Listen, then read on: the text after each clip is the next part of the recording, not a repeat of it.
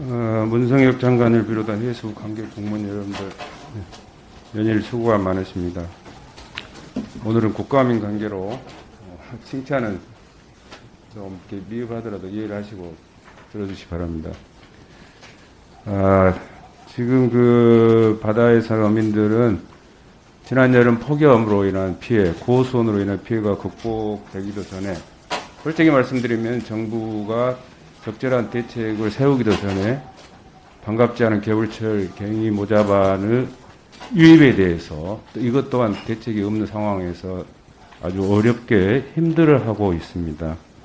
그리고 농촌과 마찬가지로 어촌에서도 해외 인력 유입 수급 불안으로 상당히 어려움을 겪고 있다라는 그런 말씀을 드리면서, 장관님 고수온 피해가 몇 도로 규정되는지 아시죠? 28도. 그 몇 년도에 규정됐어요? 그 연도까지 제가 기억을 못하겠습니다. 예. 그러니까 현장에서 어민들은 정부 정책에 대해서 신뢰를 안 하는 그런 이유가 있어요. 정부 정책을 펴도 현장 어민들이 체감도가 낮으니까 방향은 옳다고 동의를 하지만, 그럼 하나 더 여쭤보겠습니다. 경영이양 직불제가 대상 연령이 65세, 74세가 23.9%를 차지하고 있어요. 금년도 신청자 수가 몇 명인지 아세요? 예, 극히 적은 것으로 알고 있습니다. 2,975명 중에서 7명이 신청해가지고 6명이 약정서를 체결했습니다. 그것도 10월 5일 날. 오늘이 10월 7일인데 이틀 전에. 이건 설계도 잘못되고 추진도 잘못된 겁니다. 이렇듯 현장 어민들과의 괴리감이 상당한 정책들이 설계되고 추진되다 보니까 작년에 했던 국가와 함께 질의했던 내용들이 또다시 여야 의원님들 막론하고 제기가 되는 거예요. 그걸 이렇게 증명할 수 있는 게, 제가 작년에 이렇게 어업인 의견 조사를 했고 또 금년에 똑같은 내용으로 물어봤는데 하나도 나아진 게 없어요. 오히려 더 퇴보됐다. 이상하잖아요. 장관님도 작년에 재임했고 금년에도 재임하고 계시고 또 간부 공무원들도 크게 뭐 이렇게 변화된 게 없는데 왜 이런 현상이 벌어질까? 그래서 이 설문을 이렇게 주로 이렇게 관심을 가졌던 부분을 요약을 해보면, 어민 삶의 질 관련 지표들 자료 화면 1번 줘보세요. 지난해보다 더 낮고 오히려 농민들보다도 더 불만족을 하고 있다. 이러니까 농철에 비해서 어촌의 소멸 위험 지수가 높아지고 있다는 것이 증거로 나오는 겁니다. 이런 걸 정책에 입안을 해서 추진을 해야죠. 그 다음에 두 번째, 자료 2번. 노력 대비해서 소득이 낮다라는 것이 43.7%나 나오고, 정부 관심 및 지원이 부족하다라고 또 29%나 이 불만족 원인으로 나타나고 있어요.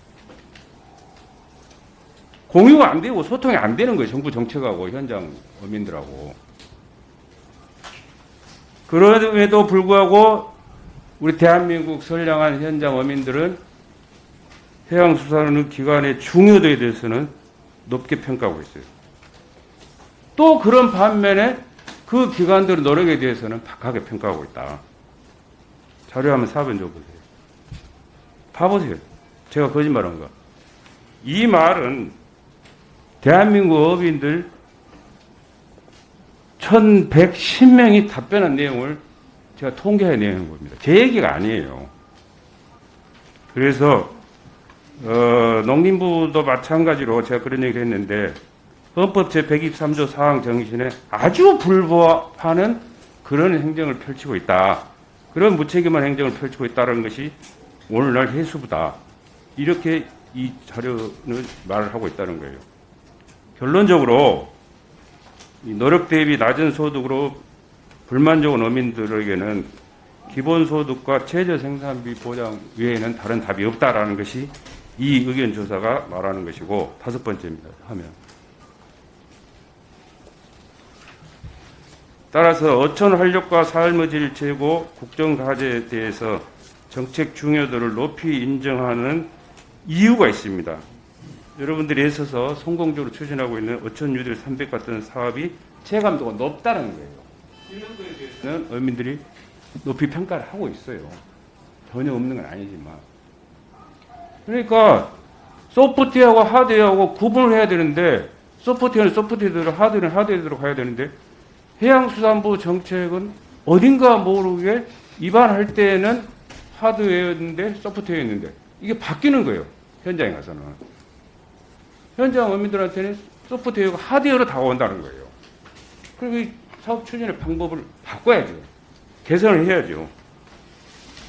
그래서 이런 체감도가 높은 사업을 계속 추진하고 참신한 사업, 생활형 사업, 소득형 사업, 지속 가능한 어민들에게 지속 가능한 그런 사업들을 더 많이 펼쳐달라는 것이 이 어민들의 의견 조사 결과이니까 제발 좀 읽어보시고 인용 좀 해서 정부 정책 수립하는데 참고를 해주시기 바랍니다. 말씀해 보세요. 예, 의원님 주신 말씀 감사합니다. 아무튼 저희 해양수산부가 더욱더 열심히 해야 되겠다는 새로운 동기를 갖다 보여주는 자료가 아닌가 하는 생각이 다시 듭니다. 열심히 하는데 방향이 다르다. 예, 그 중에서 마지막에 보여주신 그 통계와 관련, 설문조사 관련해서 기본소득과 최저생산비 보장에 대한 이 정부의 관심이 더 필요하다 하는 내용은 뭐 제가 공감을 합니다. 근데 이 어업인 소득 안정과 공익기능 제고를 위해서 이 수산공익직불제를 저희가 이제 올해부터 시행하고 있는데요.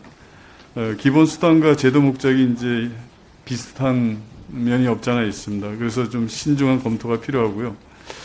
또한 이 농업인 기본소득 보장을 위해서는 뭐 당연한 얘기입니다만 이 재정 소요가 상당히 필요합니다. 그래서 재정당국과도 협의가 선행될 필요가 있는데 아무튼 주신 이 자료 저희가 꼼꼼히 잘 챙겨보도록 하겠습니다. 고맙습니다. 예, 서삼섭 위원님 수고하셨습니다. 다음은 경북 영천시 청도군 출신의 국민의힘 이만희 위원님 질의해 주시기 바랍니다. 화면 좀 올려주세요.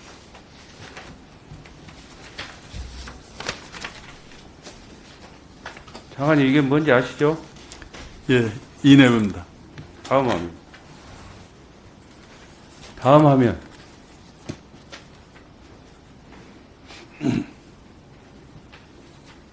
소리를 안 나게 해놨어. 오히려 그게 더 방해가 된다고. 그러니까 지금 우리 현실이 맞지가 않아. 지금 AIS 같은 경우는 지금 참 이게 사용하기 편리하게 돼 있어요. 근데 지금은 장애밖에 안 돼. 저 장치를 달아놓고서 나를 감시하는 것밖에 안 돼. 이 내용 이해하시나요? 예, 제가 말씀드려도 되겠습니까? 아니, 이해하시나요? 예, 이해합니다. 무슨 말인지. 제가 지금 질문하고자 하는 얘기는 그 바다 이야기가 아니고 바다 내비게이션에 관한 얘기입니다. 한국형 그 내비게이션 사업단이 5년 동안 1,300억을 들여서 세월호 사고 이후에 해양사고 30% 감소를 위해서 실시했던 사업입니다. 자료화면 7번 줘보세요. 그런데 개발한 바다 내비게이션 서비스 6가지 중 핵심 2개는 화면 8번째입니다. 서비스 불가로 자료가 제출되어 있고 1개는 안성도 미흡으로 나와 있습니다. 화면 9번째 줘보세요. 당초 예타 보고서에는 세월호 사고 원인과 바다 내비 서비스와 연관성을 제시해서 연안 여객선에 대한 취약 선박 모니터링 서비스 필요성을 강조하기 위해서 했다라고 그랬습니다. 자료하면 9번입니다. 그런데 기술 개발 완성도가 낮아서 현재 서비스가 불가로 나와 있습니다. 최적 안전 항로 지원 서비스는 신뢰도가 낮아서 서비스 이용률이 또 저조하게 나타나 있습니다. 더 중요한 것은 IMO 필수 서비스인 예선 도선 지원 서비스가 불가로 나와 있습니다. 국제적 망신입니다. 그래서 이 사업이 총체적으로 담당 연구원들의 책임의식이 결연지 장관을 비롯한 해수부 간부들은 무관심인지 그건 더 이상 그 조사를 좀 해봐야 될 걸로 알고 있습니다. 두 번째,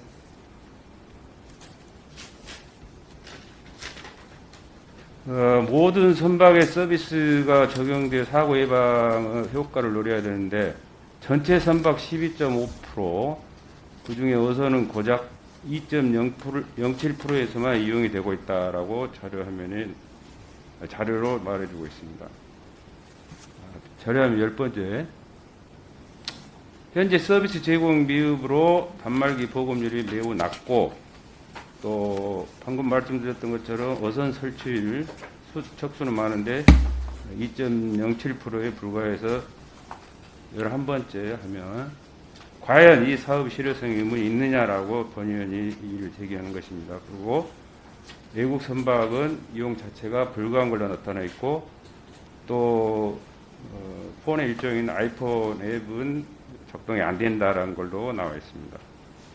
그래서 현재 서비스 미흡으로 단말기 보급이 안 되고 있어 단말기 보급률을 높이는 것은 불가능하고, 바다 내비를 통한 직접적 사고 예방 효과도 기대하기 어렵다는 것이 본 의원의 주장입니다.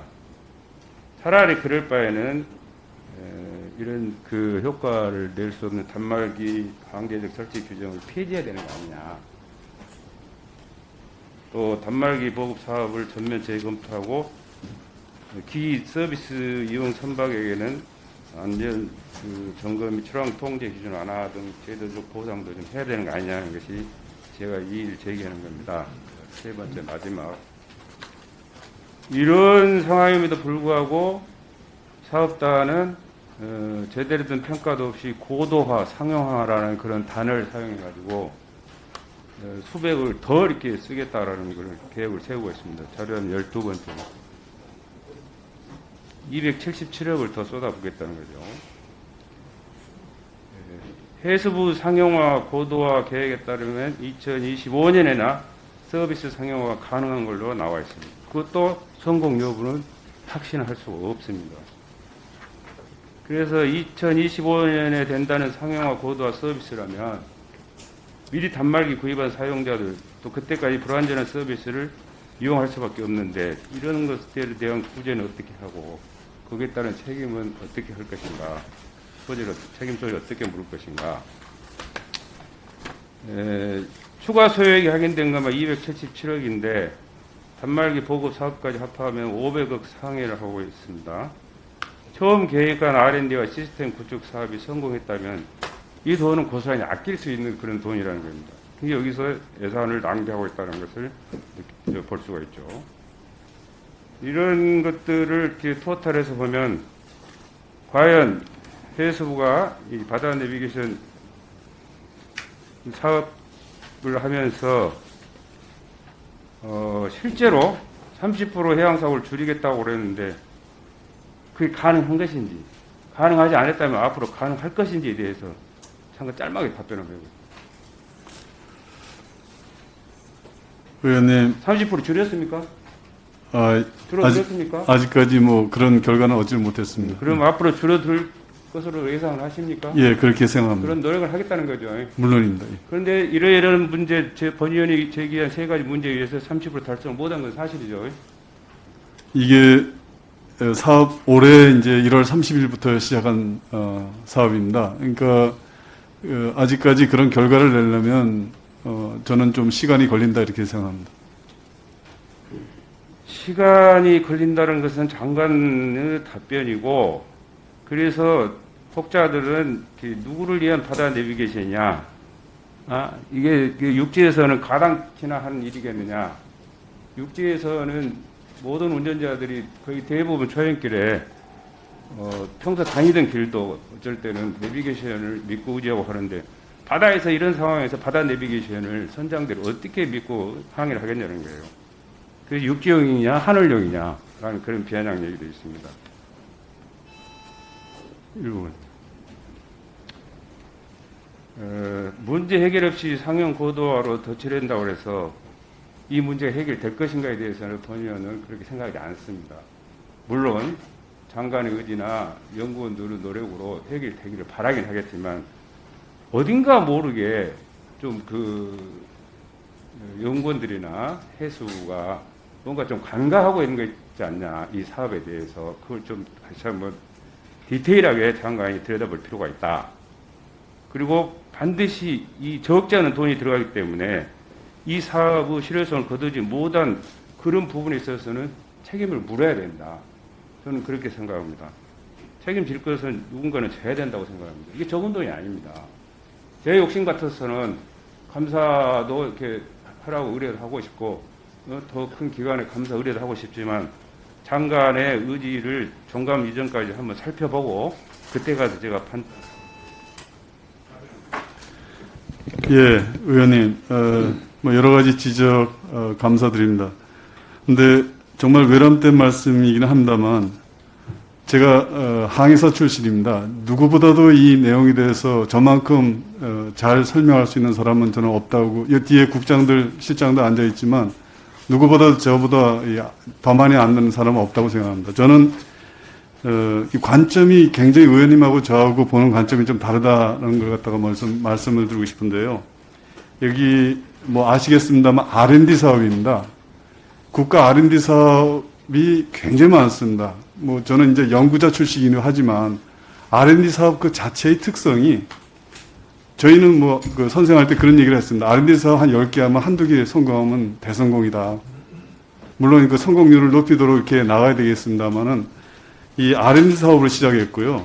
그 다음에 6가지 그 서비스 개발 이제 계획을 세웠는데, 저는 1, 2, 3번 그게 핵심이라고 봅니다. 지금 이루어지고 있는. 물론 이제 최적 학력 추천 서비스 이제 계속 이제 부분 시행 중이지만 더 고도화해야 되겠고요. 여객선 원격 모니터링 서비스 가능합니다.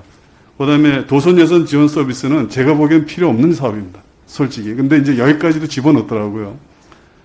아무튼 초기에 우리가 육상 내비게이션 한번 생각해 보십시오. 처음에 지금 같은 기능이 없었습니다. 처음에 육상 내비게이션도 사람들이 믿는 사람, 쓰는 사람 반, 안 쓰는 사람 반이었습니다. 특히 자꾸만 이제 시끄럽게 하니까 꺼놓고 다니는 사람도 많았습니다. 저는 그 과정을 그대로 지금 답습하는 게 아닌가 하는 그런 생각을 해봅니다. 아무튼 지적하신 그 내용들을 저희가 다르게 봤겠는데요. 이 사업의 특성을, 그 다음에 이 내비게이션의 이 내비게이션의 특성을 갖다가 좀 더 파악하면, 저는 지금까지, 저희는 뭐 자랑합니다. 왜냐하면 세계 최초로 우리가 이걸 갖다가 상용하고, 유럽 애들이 이걸 갖다가 주의 깊게 지금 보고 있거든요. 덴마크를 비롯해서. 그래서 저희는 이걸 계속 고도해 나가면서 또 이걸 보급 사업도 더 활발하게 해서, 저희는 오히려 이걸 잘해서 수출까지 해야 된다고 이렇게 생각을 하는데, 아무튼 저희가 설명이 좀 부족했던 것 같습니다. 의원님께 나중에 제가 개인적으로나마라도 찾아뵙고 이 내용을 좀 더 설명할 수 있는 기회를 주시면 감사하겠습니다. 예. 아, 나중에 쓰실 거예요. 예, 지금 하시죠, 뭐. 한 1분 더 드릴 테니까, 장관님이 원체 답변을 길게 하셔가지고, 1분 더 드릴게요. R&D 사업이라고 이렇게 주장을 하셨는데, 처음에 시발은 R&D 사업으로 시작했어요. 근데 R&D 92%, 55% 줄여가면서 인프라 구축을 8에서 45% 늘려가지고 여기서 문제가 발생되기 시작하는 겁니다. 지금 장관께서는 이게 최초로 도입한 문제라서 과거에 육상에 있었던 외비도 그런 모순을 겪었다라고 이렇게 말씀하시는데, 그건 합리화시키는 말씀밖에 안 돼요. 저 자료 하나 요구하겠습니다. 한국경위 내비게이션 사업단 연구원별로 이경력 제출하시고, 그 연구원별로 연구 실적을 제출하시기 바랍니다. 종합감사청까지. 예, 알겠습니다. 예. 그리고 뭐 안 해도 될 연구를 했다고 지금 했는데, 그럼 안 해도 될 연구를 뭐하러 돈 들여가 해가지고 여기다 이렇게 표시를 해놨어요. 제 개인적인 생각이라는 얘기고요. 장관이 개인적인 얘기를 하면 됩니까? 사업 시작은 제가 장관 취임하기 이전에 제가 했던 지금 묻고 것입니다. 있잖아요. 예, 서삼동 위원님 수고하셨습니다. 다음 이만희 위원님 질의해 주시기 바랍니다. 예, 장관님 늦은 시간까지 고생이 많으십니다. 본 의원이 앞전 질의에서 여러 가지 일을 제기를 했었는데, 정상적인 사업단으로 다시 정상적인 사업을 할 수 있기를 바라고, 제가 지적한 대로 사고단이 아니기를 바라겠습니다. 9월 초 사업단 소개 자료가 해양수산부 홈페이지에 있다가 사라졌습니다. 그러다가 오늘 다시 열렸습니다. 저는 이런 이의를 제기했던 당사자 의원으로서 여러 가지를 생각하게 합니다. 육상 내비게이션 의무 장착을 해야 한다는 법적 조항이 없습니다. 그런데도 그 바다 내비게이션은 불안전한 항로 안내로 인해서 만에 하나 사고를 냈을 때 누가 책임질 것인가에 대한 궁금증을 더 자아내게 하고 완전한 서비스가 가능할 때까지 기다렸다가 단말기를 보고해도 늦지 않을 텐데 왜 서둘렀을까에 대해서 의혹을 갖지 않을 수 없다. 이 부분에 대해서도 저는 많은 것을 생각하게 한다라는 말씀으로 제 얘기를 마치고 화면을 먼저 보세요. 화면 준비 안 됐어요? 두 번째, 그 다음.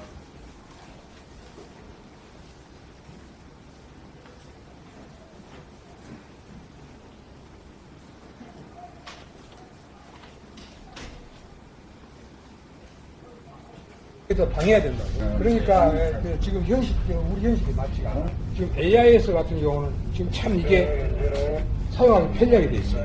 근데 지금은 장애밖에 안 돼. 저 장치를 달아놓으로써 나를 감시하는 것밖에 안 돼. 현장에서는 아니라는데 장관은 왜 전혀 다른 그런 생각을 갖고 견해를 갖고 있는지 모르겠습니다. 더 이상 논쟁은 종감되겠습니다. 이상입니다. 맞추십니까? 예. 서삼성 위원님 수고하셨습니다. 다음은 이만희 위원님 질의해 주시기 바랍니다.